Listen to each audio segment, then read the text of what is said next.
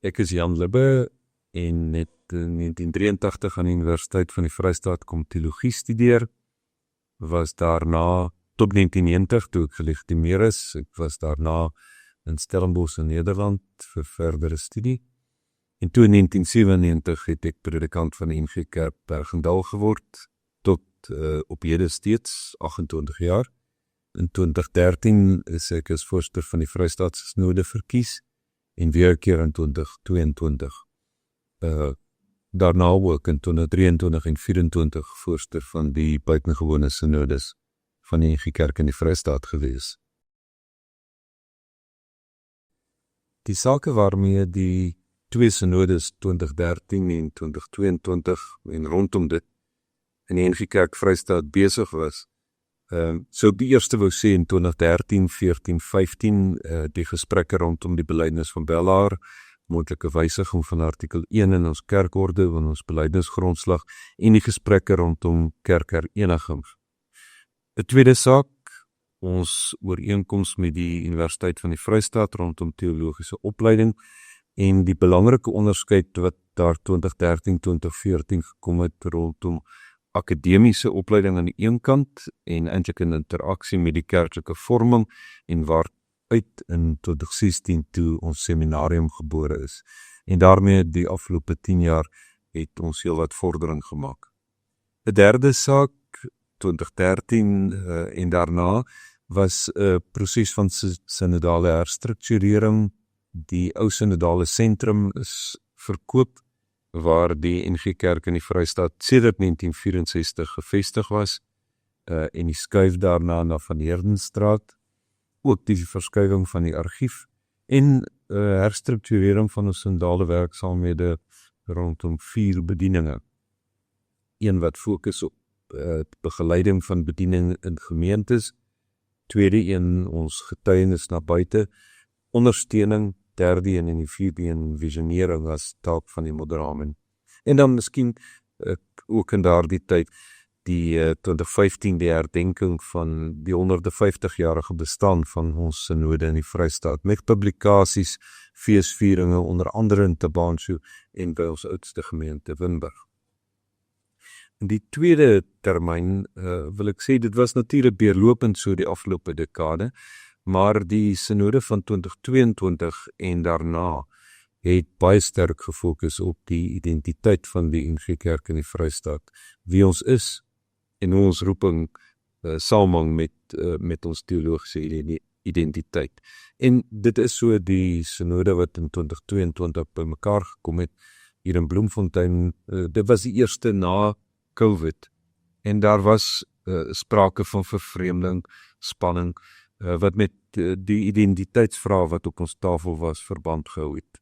Vrae rondom hoe lees ons die Bybel as die woord van God, hoe verstaan ons belydenis van Christus, en veral ook ons belydenis as 'n gereformeerde kerk oor onsself. Dit het saamgegaan aan die een kant met die vrae rondom homoseksualiteit en selfde-geslag-verbintenisse, maar ook dieper teologiese vrae.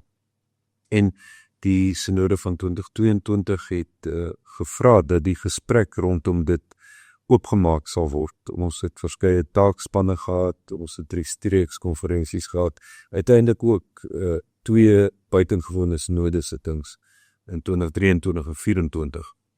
En ek dink daar het in die gesprekke oor die 3 jaar 'n redelike helderheid gekom rondom hoe ons die Bybel lees en verstaan as die woord van God, in samehang natuurlik met God se openbaring in die skepping, Christus as die woord wat vlees geword het, en hoe die Gees dit aan ons verkondig in ons binneste. Rondom die Bybel as die woord van God. Gesagvol, al is daar punte, en veral in etiese sake, waar ons in ons interpretasie van mekaar mag verskil.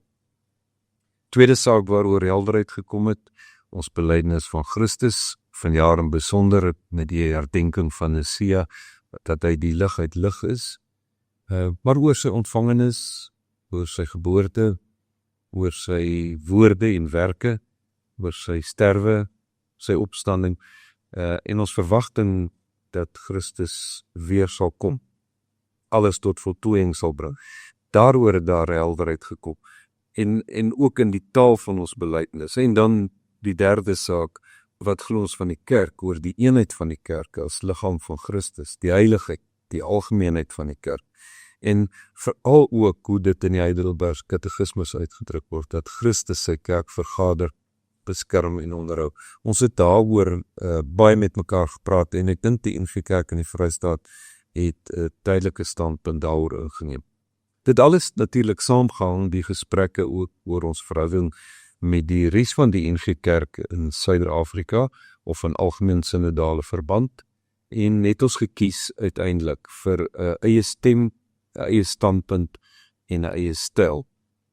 En veral ook in verband met ons roeping hier in die Vrystaat, dat ons geleer het om mekaar te hoor, te luister na mekaar, om met mekaar te kan praat, om mekaar te aanvaar en om, soos wat ons dit gestel het, 'n welwillende weg met mekaar te probeer soek vir die NG Kerk in die Vrystaat en vir ons roeping in hierdie landstreek. So dis die sake waarmee ek dink in die 2 termyne, en vir my is dit opmerklik, dis 'n dekade ongeveer 2013 tot 2025, 26 wat besonder uitdagende tye was in die Vrystaat. Dis die sake waarmee ons besig was.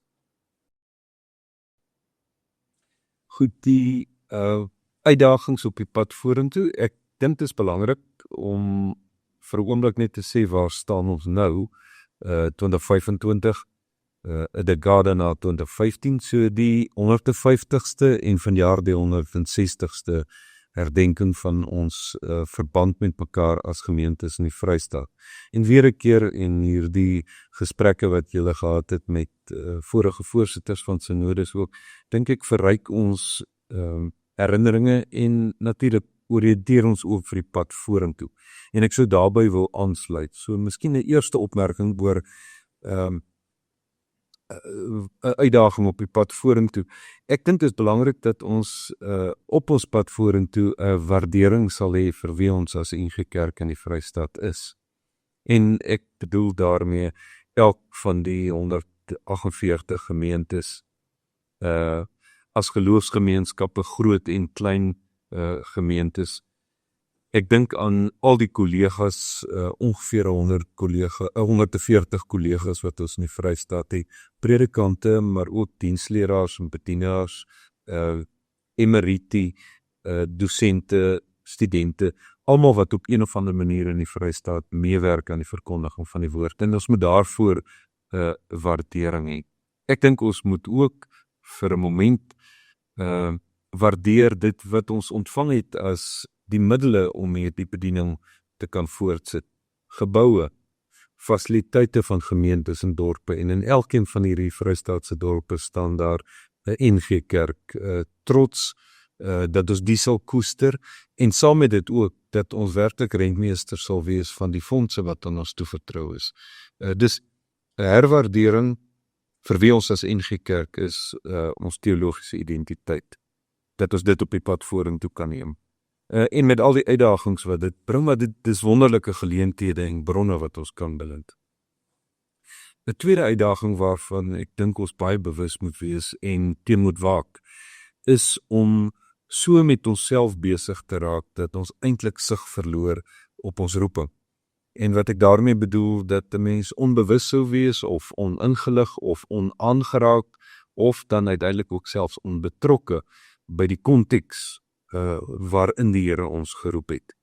Ons het ons teologiese gesprekke met mekaar in die debatte, maar dit kan in so 'n stryd met mekaar ontaard dat ons uiteindelik ons visie verloor op wat is lidmate se werklike behoeftes. Nie net lidmate nie, maar ook die gemeenskappe waarin ons gevestig is. Die behoeftes wat daar is aan versorging, aan die woord van God wat verkondig word, aan die troos wat dit bied, aan die hoop wat ons koester. En dit bring my dan dink ek vir die derde uitdaging, en dit lê heeltemal rondom ons roeping.